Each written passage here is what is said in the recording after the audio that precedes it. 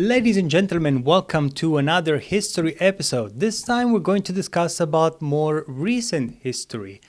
We're going to discuss about a timeline that led to the invasion of Russia into Ukrainian territory in 2022. We're going to see a timeline of the events from the early 2000s up to the invasion. There is a lot of media in the recent weeks regarding the war in Ukraine and with a possible peace deal that is going to be negotiated by President Trump and Ukrainian President Zelensky. To this extent, I wanted to create and make a video that explains the dynamics that brought to the war, since many people believe that the Russia and Ukraine conflict started with the invasion of Russia into Ukraine, making of President Putin a terrible dictator. However, this may be true because if you're invading a country and trying to take a country by force, there is something evil underneath. Still, we need to recognize what happened prior to the invasion, and there are both parties are wrong, both parties are right. And we're just going to find out and analyze the situation from here on. So by the end of the video, you'll be able to make up your mind and come to your own conclusions. In the early 2000s, Ukraine was an independent and neutral state, positioned between Russia and NATO. In 2004, Viktor Yanukovych, a pro-Russian candidate, was declared the winner of the presidential election. But the results were overturned by Ukraine's Supreme Court due to allegations of massive fraud. This led to the Orange Revolution, a wave of mass protests in Maidan Square, largely supported and financed by Western organizations, including the National Endowment for Democracy, USAID, and NGOs linked to figures like George Soros' Open Society Foundation. These groups provided funding, training, and logistical support to opposition activists and media outlets.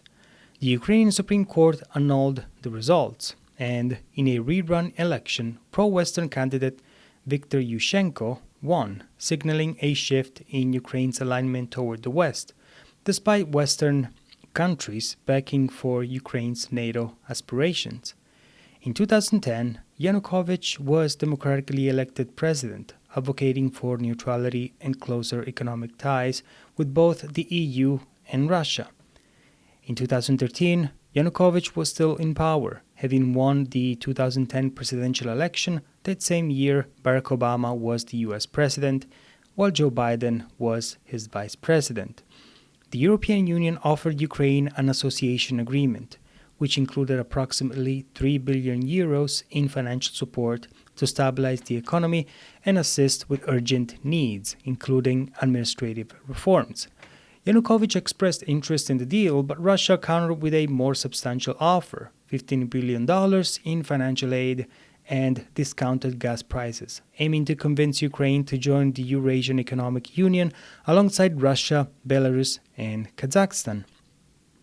On November 21, 2013, Yanukovych froze the association agreement with European Union. The clauses imposed by Brussels, along with the conditions from the International Monetary Fund for loans, were seen as harsh for his country, demanding reforms, raising gas bills by 40%, privatization, and welfare cuts. Meanwhile, Putin immediately reduced the gas prices for Ukraine by 35% and offered a $20 billion loan. Once again, Maidan Square filled with demonstrators, this time protesting the decision to align with Russia. The protests escalated as they stormed the presidential palace, leading to another wave of unrest, partly spontaneous, partly fueled by broader political motivations. On December 12, 2013, Yanukovych attempted to ease tensions with the protesters by pausing the agreement with Russia and expressing readiness to sign the deal with the European Union. Putin responded by saying that Ukraine could pursue both agreements with Russia and the EU, as they could coexist. However, in Maidan Square, some protesters intensified their efforts, shifting the focus of the protests from the EU association agreement to the ousting of the president. December 15, The European Union distanced itself from an agreement with Kiev, criticizing the Ukrainian government's demands for excessive financial assistance. This prompted over 200,000 people to flood the streets, demanding the resignation of President Yanukovych. Among the protesters, U.S. politicians like Senator John McCain and Senator Chris Murphy rallied the crowds, while Viktor Nuland, a U.S. diplomat, was also present. Nuland, who had served under both Democratic and Republican administrations, said in Maidan Square, "The United States has invested $5 billion to help Ukraine achieve the future it deserves," referring to U.S. support for Ukraine's democratic development. In reality, her words reflected the U.S.'s efforts to intervene in Ukraine to ensure a government that aligned with Western interests rather than simply fostering democracy. Nuland's husband, Robert Kagan, a prominent neoconservative, and Victoria herself have been fervent advocates for U.S. military interventions in conflicts like those in Serbia, Afghanistan, Iraq, Libya, and Syria.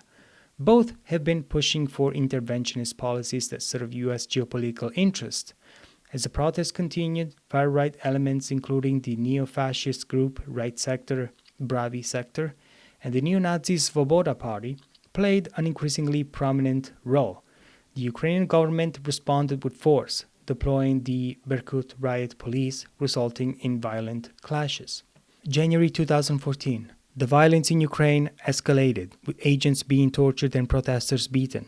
President Yanukovych promised constitutional reforms and even proposed a broad coalition government led by opposition leaders.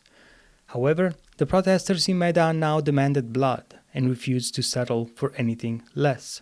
On February 6, an intercepted phone call resurfaced on YouTube, likely recorded and leaked by Russian intelligence services. The conversation between Viktor Nuland and U.S. Ambassador to Ukraine, Geoffrey Pyatt, revealed that they had already decided Yanukovych would be ousted and were discussing who would lead the new government. Nuland expresses a preference for a certain Arseny Yatsenyuk, a conservative politician and U.S. ally, referring to him as "our man Yat."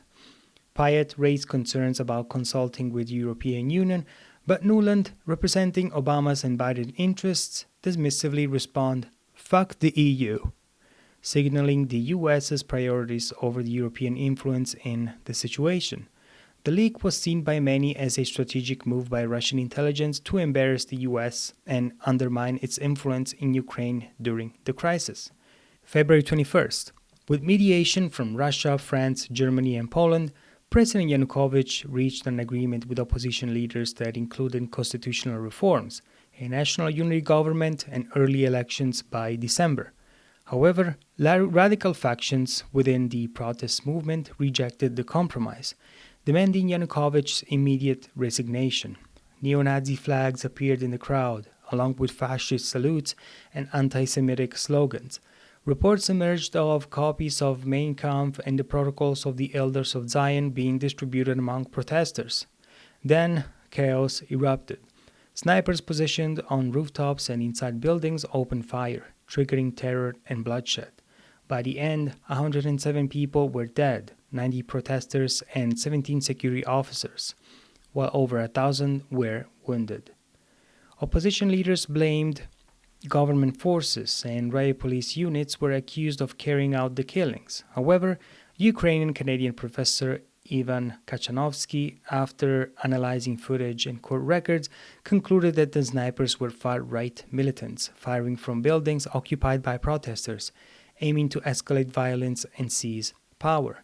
His findings were later referenced in a BBC investigation.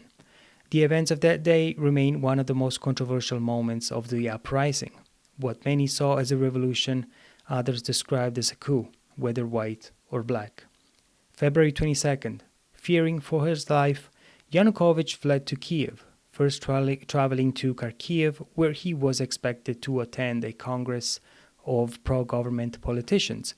Realizing his position was untenable and that his life was at risk, he continued his escape, eventually crossing into Russia.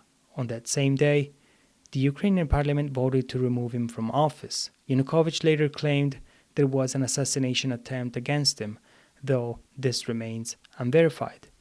February 23rd. Leaders of the uprising took control of the Ukrainian parliament, overturned the ruling majority, and just as Viktor Nuland had suggested in her leaked phone call, on February 27, Arseniy Yatsenyuk was appointed interim prime minister. His government included several ministers from nationalist factions, such as Svoboda, and was quickly recognized by the United States and the European Union. However, in the pro-Russian south and east, where many Russian speakers felt their elected president had been unlawfully removed, mass protests erupted. These regions, particularly Crimea and Donbass, rejected the new government, calling it a coup. In response, Yatsenyuk's government deployed the military to suppress the unrest, marking the beginning of a civil conflict. March 6. As the Ukrainian military faced internal divisions, some soldiers refused to fire on their fellow citizens in Donbass in the south. In response, Ukraine's new government relied on volunteer battalions, including Azov, Aidar, Dnipro, Tornado, and Donbass, many of which were funded by oligarchs and had nationalist ties. All battalions received indirect NATO support through the Ukrainian military. A notable finding is that the US, a NATO member, trained Azov battalion members later in 2018.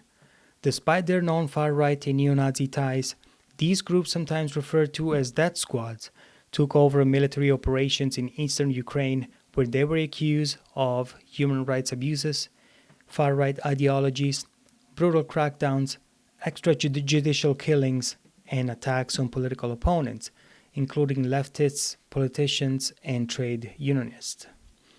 Meanwhile, in Crimea, the Supreme Court rejected Kiev's new government and declared independence, organizing a referendum on March 16th.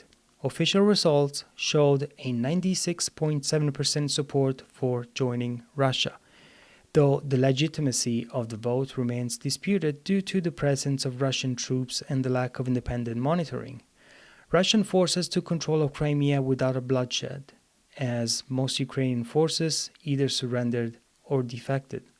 While in 2008, the West had supported Kosovo's recession from Serbia, it refused to recognize Crimea's secession from Ukraine, applying different standards. It appears the principle of self-determination only seems to apply when serving Western interests. Is only good when our friends do it. May 2nd, 2014. In Odessa, thousands of people protesting against the Maidan coup were attacked by neo-fascist nationalists. They set fire to the trade union house, resulting in the deaths of 42 people, while hundreds more were injured. Despite the severity of the attack, no one was held accountable by the Kiev judiciary. On May 11th, referendums were held in the two eastern regions of Donetsk and Luhansk for independence, where 79% and 86% of voters respectively supported separation from Ukraine. This led to the formation of the two self-declared republics of Donbass, which were supported militarily by Russia, though they were not officially recognized by Putin. The Donbass republics, Donetsk and Lugansk, were supported militarily by Russia from 2014, but they were not officially recognized by Vladimir Putin as independent states until February 21, 2022. Before that, Russia provided military aid like weapons and possibly troops, but publicly denied any official involvement, saying any Russians fighting there were volunteers. This meant support was not officially acknowledged by Putin, helping Russia avoid admitting direct state involvement and potential international sanctions in response. Kiev sent additional troops to crush the separatists. Meanwhile, the US and the UK began financing and training the Ukrainian army, which was poorly equipped and unprepared. The CIA played a role in rebuilding Ukraine's intelligence and special forces to prepare for a potential war with Russia by improving their capabilities, including training and equipping them to handle Russian spy operations. They also trained Ukrainian special forces in unconventional warfare, like sabotage, to disrupt Russian activities. May 25th. New presidential elections were held to replace the ousted elected president, and this time the candidate favored by the US wins. Billionaire oligarch Petro Poroshenko, the Chocolate King, former central banker and owner of a private television network. He promised apartheid for the Russian-speaking population of Donbass, stating, "We will have work, they won't. We will have pensions, they won't. Our children will go to kindergarten and school. Their children will have to hide in basements." This was part of his peace plan to isolate separatists, interpreted as a form of economic apartheid, aiming to pressure them into submission. Poroshenko also began honoring collaborations with the Nazi regime from World War II. His ally, Yulia Tymoshenko, the blonde with braids, the Queen of Maidan, who had been arrested for embezzlement and released through a special law tailored for her, openly advocated for ethnic cleansing in Donbass. Earlier, on March 8, a leaked audio recording posted on YouTube allegedly captured Tymoshenko suggesting that 8 million Russians in Ukraine should be killed with nuclear weapons and expressing a desire to kill Russian President Vladimir Putin. Tymoshenko denied the nuclear weapons part, saying it was edited. In an next post, she said Russians in Ukraine were Ukrainians. The recording, widely shared on pro-Kremlin media, fueled tensions and accusations of extreme nationalistic rhetoric. The first actions taken by the new government, still headed by Yatsenyuk, included repealing Ukraine's neutrality, abolishing Russian as a second official language, outlawing the Communist Party, signing the famous agreement with the European Union, and requesting NATO membership. At that time, Europe still had the appearance of unity. September 5th.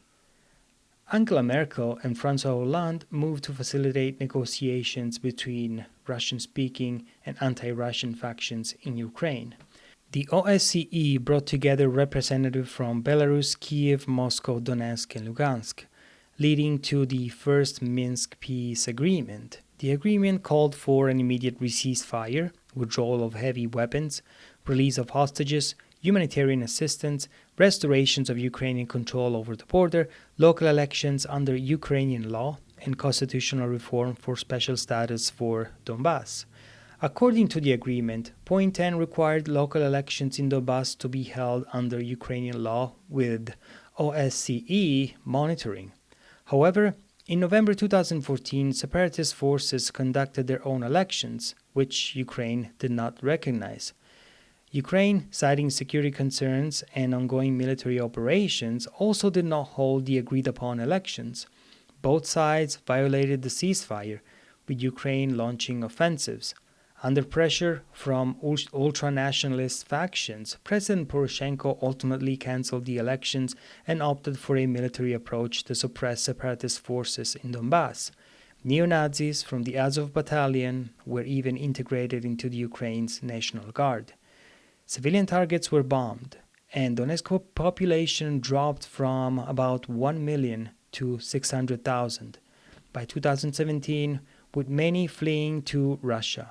According to the UN, from 2014 to 2022, the civil war in Ukraine resulted in 14,000 deaths, including 3,000 civilians, 28,000 injuries, and over 1.5 million displaced. Among the victims were 14 journalists, some of whom remain unaccounted for amid allegations of obstructions in the investigations. February 12, 2015. Putin and Poroshenko signed the Minsk II agreement, again guaranteed by Merkel and Hollande. The agreement called for a ceasefire, amnesty, withdrawal of heavy weapons from the front lines, and the creation of a 50-kilometer safety zone between the warring parties. It also outlined constitutional reforms to grant federalist principles and, importantly, the special autonomy status for Luhansk and Donetsk, alongside guarantees for the Russian language. Under the terms, Donbass was supposed to return under Ukrainian control. However, Ukrainian nationalists took to the streets, occupied the parliament, and led violent clashes with casualties. Black militias meanwhile pressured the military not to apply the ceasefire and to continue bombing Donbass. As a result, the Ukrainian government violated Minsk II, refusing to grant autonomy to Donbass, which remained under the control of the separatists. In 2022, Merkel would admit that the Minsk agreements had been a trap set by NATO to buy time for Ukraine, allowing it to strengthen its position. Hollande also confirmed that the purpose of the Minsk Accords was to delay Russia, and indeed, from 2014 onward, Kiev used that time to build up its military capabilities. Even Poroshenko would later admit that Minsk gave them 8 years to prepare for war. 2017. With Trump entering the White House, the neoconservative wing, which had been influential under the Bush and Obama administrations, found themselves at odds with his more isolationist and America First policies. Figures like Viktor Nuland, who had been played a pivotal role in U.S. foreign policy under the Obama administrations, were sidelined by Trump's administration. As a result, many of these neoconservatives, who were strong proponents of interventionist policies, aligned with the Democratic Party, which increasingly criticized Trump's foreign policy, especially his stance on Russia, Ukraine, and NATO. This alignment with the Democrat allowed these figures to continue shaping U.S. foreign policy, particularly on issues related to Ukraine, as the Democratic Party took a more hawkish stance in opposition to Trump's approach. September 3, 2018. Petro Poroshenko, then president of Ukraine, began pushing for a constitutional reform by submitting a draft bill to parliament that declared Ukraine's intention to join both the European Union and NATO. The amendment, approved by the Verkhovna Rada of February 7, 2019, with 334 votes, was a diplomatic and strategic move to cement Ukraine's Western orientation in the final months of his presidency. Russia viewed it as provocative, with Kremlin statements condemning it as a threat to the Minsk agreement. In the presidential election, Ukrainians overwhelmingly rejected the incumbent Petro Poroshenko by electing outsider Volodymyr Zelensky with 73% of the vote. While Poroshenko strongly pushed for NATO integration, Zelensky took a more cautious approach, suggesting that the issue should be decided by a national referendum. Zelensky, a 41-year-old former comedian of Russian-speaking and Jewish descent, promised to tackle corruption and end the civil war. His platform focused on guaranteeing equal treatment for Russian speakers in Ukraine. His political party was named after the TV show that made him famous, Servant of the People, aired on the 1+1 channel, owned by the oligarch Igor Kolomoisky, who is also of Jewish origin. Kolomoisky, the third richest man in Ukraine, had founded a private bank, owned the Dnipro football team, and was known to have financed over 30 far-right militias. He fled to Israel amid allegations by the U.S. Justice Department that he had embezzled billions of dollars from his bank and laundered the stolen funds internationally. Zelensky is also suspected of financial and tax-related wrongdoing. The international investigation Pandora Papers uncovered offshore companies' accounts in tax havens like Virgin Islands, Cyprus, and Belize. Among the assets listed is a villa in Italy, Forte dei Marmi, which Zelensky purchased for 3.8 million euros and registered under an Italian company controlled by a Cypriot entity. This villa features 6 bedrooms, several bathrooms, a park, and a pool, and is one of 4 offshore companies linked to him. Despite these controversies, Zelensky won the election by a landslide, promising to end the civil war. He quickly reached out to Putin to negotiate, but then, fearing retaliation from the US and Ukrainian ultra-nationalists, reversed his commitments. The military offensive against Donbass continued, with plans even emerging for reclaiming Crimea. Meanwhile, Ukraine strengthened its partnership with NATO through joint military exercises as part of its pursuit of the Atlantic Alliance membership. Additionally, Zelensky's ties to powerful figures like oligarch Igor Kolomoisky, who played a significant role in his rise to power, have raised concerns about the influence of oligarchs on Ukrainian politics. Despite Zelensky's vows to dismantle the oligarchic system, his administration had faced ongoing criticism on its failure to reform the state and rein in vested interests. His continued association with figures like Kolomoisky, who had been accused of embezzling millions from his bank, further complicates Zelensky's anti-corruption message and raises questions about the sincerity of his reform agenda. August 19, 2019. French President Emmanuel Macron met with Russian President Vladimir Putin. Putin proposed simplifying the Minsk Agreement by adopting the Steinmeier formula, named after German President Frank-Walter Steinmeier. This formula aimed to bypass constitutional reforms in Ukraine and instead focus on holding elections in the Donetsk and Luhansk regions, after which they will be granted special autonomy as part of a broader effort to end the conflict. Putin was open to the proposal, and Zelensky initially appeared receptive. The prospect of implementing the Steinmeier formula triggered significant opposition within Ukraine. Around 10,000 protesters, including nationalist groups and supported by former President Petro Poroshenko, gathered in Maidan Square, accusing Zelensky of betrayal and demanding his resignation. While the Trump administration generally backed negotiations between Ukraine and Russia as part of the Minsk process, there's no definite evidence that President Trump personally urged both sides to negotiate specifically in response to the Steinmeier formula at the time. December 2019. The conflict continued. Macron attempted once again to revive the Minsk process, arguing that NATO was brain dead due to its lack of strategic coherence, and stressing the need for renewed dialogue. He hosted a summit in Paris where he, Putin, Zelensky, and German Chancellor Angela Merkel met for negotiations. During the talks, Putin insisted on full implementation of the Minsk agreements, including federalist reforms for Ukraine. But Zelensky rejected these terms. This marked the first and last direct meeting between Putin and Zelensky at that time. 2021. Joe Biden won the presidential elections, bringing the war party back to the White House. Viktor Nuland was appointed Undersecretary of State, while Jack Sullivan, a key Biden advisor, became National Security Advisor. Meanwhile, Hunter Biden's business dealings in Ukraine came under scrutiny. The president's son had served on the board of Burisma, a Ukrainian Cypriot oil and gas company, reportedly receiving $1 million annually for his position. June 2021, Biden and Putin met in Geneva, with Putin seeking guarantees against NATO's eastward expansion.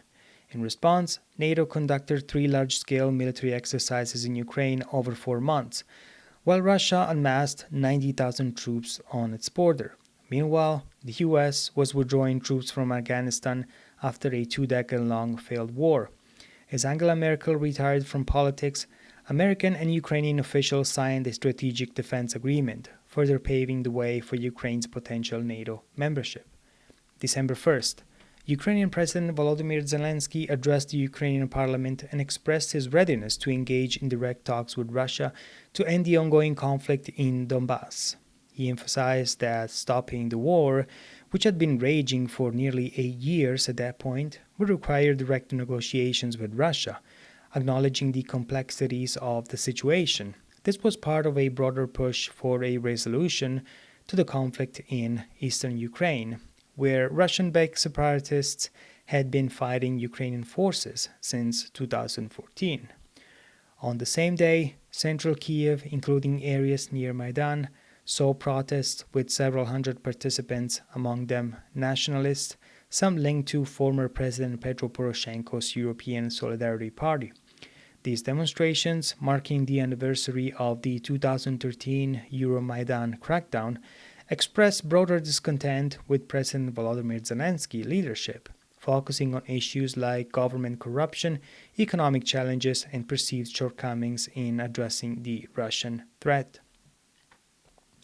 December 15, 2021. With 2 months to go before the invasion, Putin proposed a draft treaty to the United States and NATO, laying out a 9-point plan.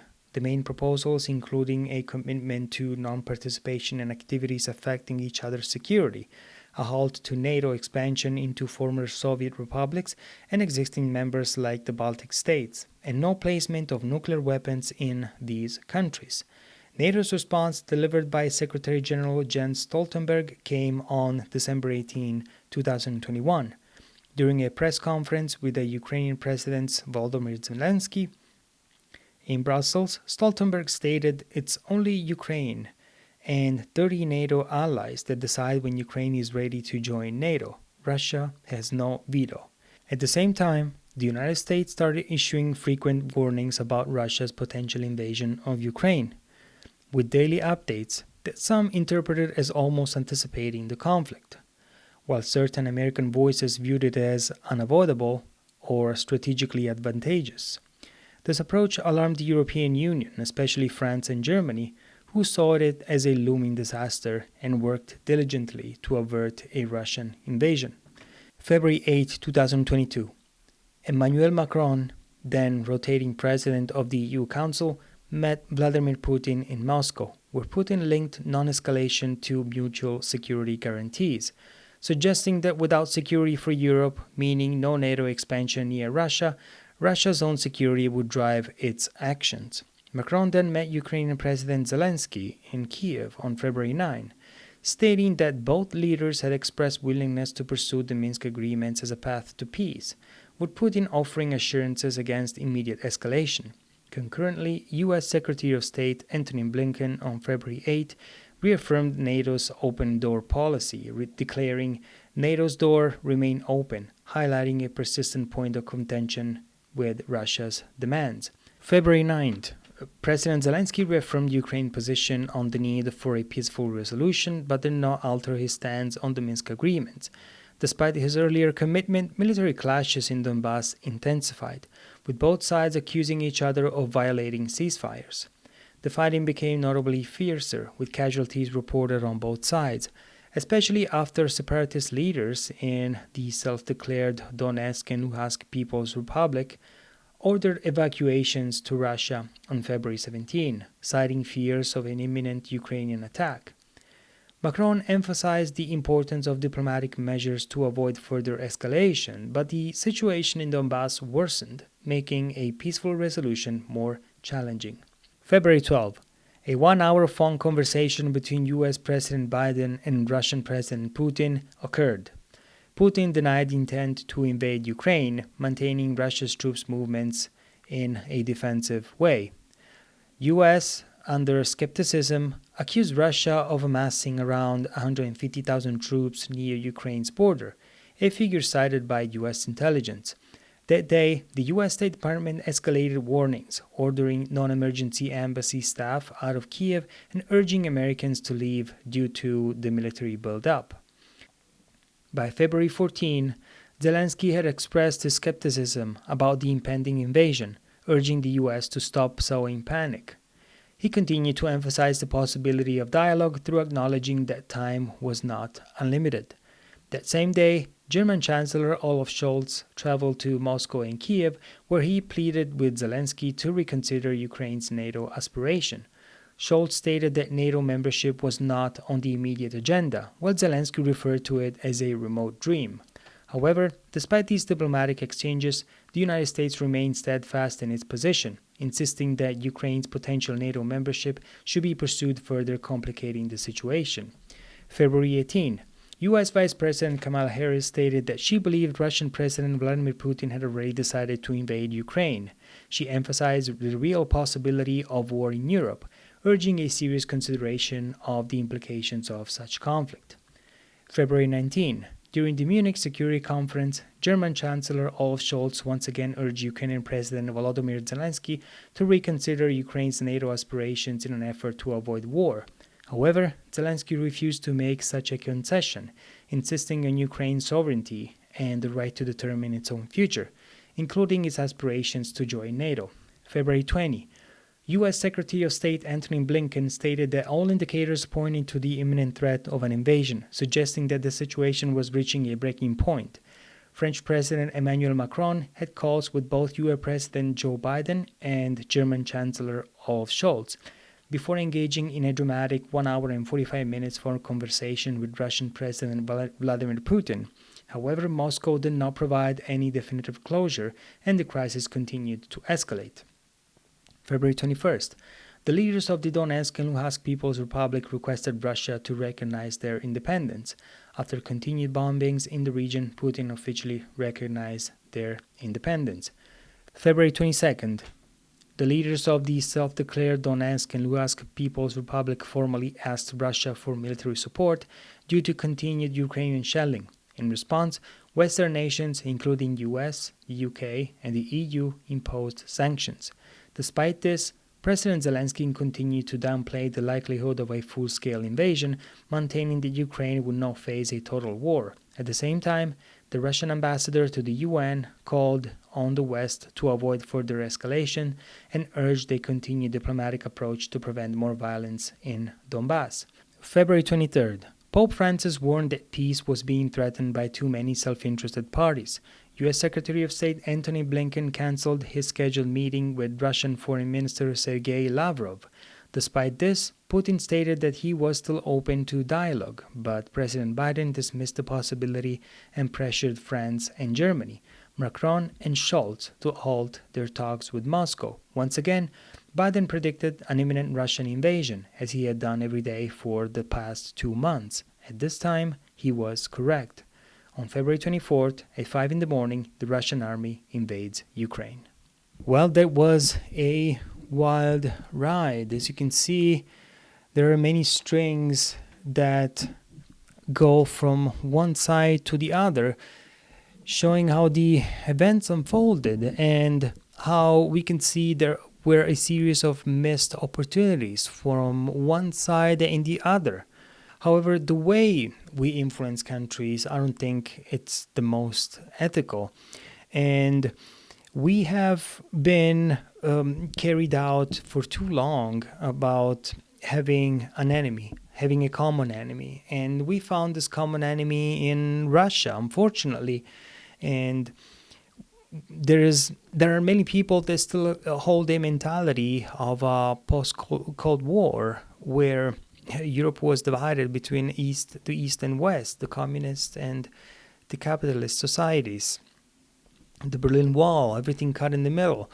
And I'm not sure if those policies, those philosophies hold today, because we are a globalized world where capitalism is pretty much spread all over the world, and we more or less, for the majority, we hold democratic processes, even if that's not the case in Russia or China. If you have a president that is sitting there for 20 years, well, many people would say that he's a dictator. Well, maybe he is. However, that brought stability to those countries. And I simply believe that to a certain extent there has to be an enemy to fight, somebody to blame, somebody to push against, to completely annihilate the enemy, and try to transform Russia also in a pro-Western democracy with aligned interest with the West, but also the pro-war movement, the neocons, those who profit from endless wars and capitalize on these opportunities, while at the same time millions of people perish and die under the bombs, the drones, the cannons, the tanks, the planes. And there's so many interests aligned at the expenses of the poor people. And as you have seen, Ukraine hasn't had democratic processes throughout the continuation of the war. There were no elections. There were many things that are not democratic at all, like grabbing people from the street, forcing people to enroll, and also the fact that they don't have enough men fighting those wars, and how many men have died in the conflict on both sides. So I really hope that President Trump can really put an end, and that Zelensky as well can sign a ceasefire deal to start with the president of Russia and end this conflict, because we've had enough. This war cannot go on forever, and of course Ukraine alone cannot win this fight without the support of the United States and the European Union. And as you know, there is a lot of financial problems occurring, especially in Europe with their energy crisis, where they're paying more money in gas and energy than actually financing the war in Ukraine. And with President Trump coming on board, the world has changed in these past 40 days. And I really hope that the situation can be solved as fast as possible and that we can have a lasting peace. Well, thank you very much for listening to me talk for this long and this much. And I really appreciate you being here. And like, comment, and share if you like. And I will see you next time. Bye.